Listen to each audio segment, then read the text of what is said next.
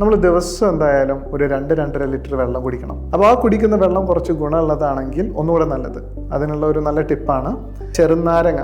1 ലിറ്ററിന് 3-4 ചെറുനാരങ്ങ അതൊന്ന് പിഴിഞ്ഞ് അതിനുള്ളിലുള്ള പൾപ്പും ചേർത്ത് ആ തോലോടെ തന്നെ ആ വെള്ളത്തിലിട്ട് വെക്കാം.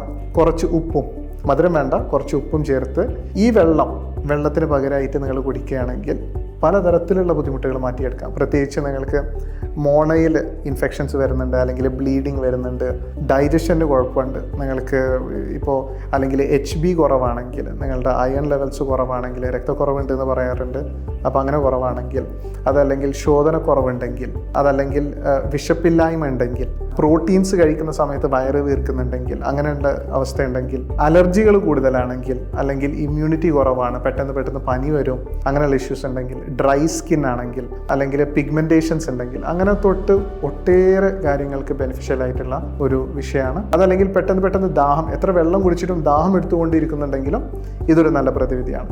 അപ്പോൾ ഇതുപോലെ ചെയ്ത് നോക്കുക.